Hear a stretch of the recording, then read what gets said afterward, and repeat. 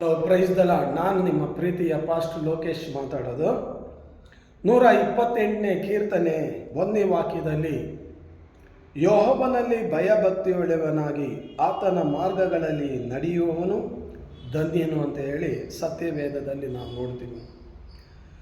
ಬೈಬಲಲ್ಲಿ ಅನೇಕ ಭಕ್ತರು ದೇವರಲ್ಲಿ ಭಯಭಕ್ತಿ ಒಳ್ಳೆಯವರಾಗಿ ನಡೆದಿರೋದನ್ನು ನಾವು ನೋಡ್ತೀವಿ.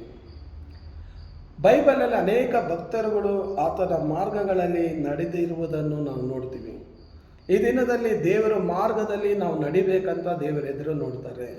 ಈ ದಿನಮಾನಗಳಲ್ಲಿ ದೇವರಲ್ಲಿ ಭಯಭಕ್ತಿ ಒಳ್ಳೆಯವರಾಗಿರ್ಬೇಕಂತ ದೇವರ ಎದುರು ನೋಡ್ತಾನೆ. ದೇವರಿಗೆ ನಾವು ಭಯಭಕ್ತಿ ಒಳ್ಳೆಯವರಾಗಿದ್ದರೆ, ದೇವರ ಮಾರ್ಗದಲ್ಲಿ ನಾವು ನಡೆಯೋರಾದರೆ ನಾವು ಧನ್ಯರಾಗಿರ್ತೀವಿ. ಉದಾಹರಣೆಗಾಗಿ ಯೇಸುಪನು ಐಗುಪ್ತ ದೇಶದಲ್ಲಿ ಪೋತಿಬಾರನ ಮನೆಯಲ್ಲಿ ಗುಲಾಮನಾಗಿ ಕೆಲಸ ಮಾಡುವಾಗ, ಅವನು ಗುಲಾಮನಾಗಿದ್ರೂ ದೇವ್ರನ್ನ ಕೈ ಬಿಟ್ಟು ಗುಲಾಮನಾಗಿ ತಳ್ದ ಅಂತ ಹೇಳಿ ಯೋಚನೆ ಮಾಡದೆ, ಸೋತಿ ಹೋಗದೆ, ಆ ಪೋತಿಬಾರನ ಮನೆಯಲ್ಲೂ ಕೂಡ ಯೇಸುಪನು ದೇವರಿಗೆ ಭಯಭಕ್ತಿ ಒಳ್ಳೆಯವನಾಗಿದ್ದನು.